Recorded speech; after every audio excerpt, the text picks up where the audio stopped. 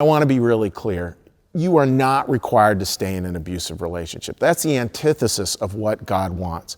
And the last thing God ever wants is for us to actually live in a relationship that somehow is a living death.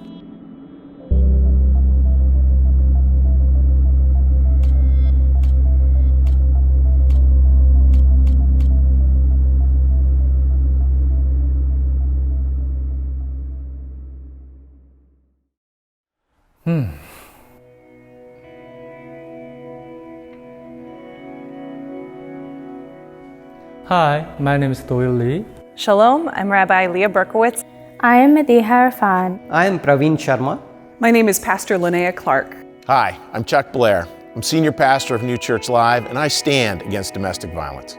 I firmly stand against domestic violence. I stand against domestic violence.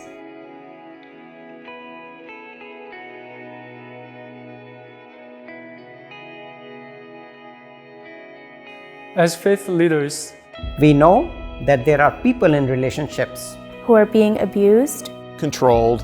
Who are being harmed. Who are being harmed. We are sorry if any religion has made you feel like you need to stay in an abusive relationship. We imagine a world We imagine a world We imagine a world where domestic violence is not silenced. and is not tolerated. having faith doesn't mean that you need to hide the bruises suppress the neglect. or pretend that everything is okay. Religion calls us to stand for honesty and truth. If you are suffering, please reach out for help, To us, to someone who close to you, or please call the domestic abuse hotline. Your story is valuable. we are here to support you. We are here to support you. We are here to support you.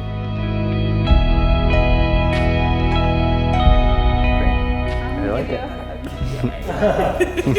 Good work. What would you say to someone where that is not the case? Like maybe if they are being abused in the home, what might you say from a religious perspective? The church has a history of causing harm to people in abusive relationships by telling them to stay and telling them to submit to one another.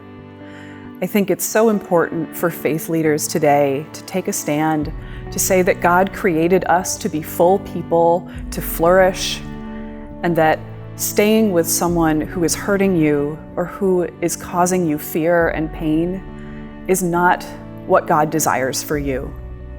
To any Muslim who is in a situation of domestic violence, there's something that's not right, and you absolutely have the right, the religious right and the social right, to speak up and to be supported. In our religion, we are always out to support the needy. A victim of domestic violence is also a needy person. Our religion says, Sarva Bhuta Hite Rataha. That means we must be doing the welfare of everyone. you are born as a person who are originally free from all suffering. If you have a suffering in your heart, please share. The more you conceal it, the more suffering. But the more you share and reach out to people or religious faith, then you can feel much better.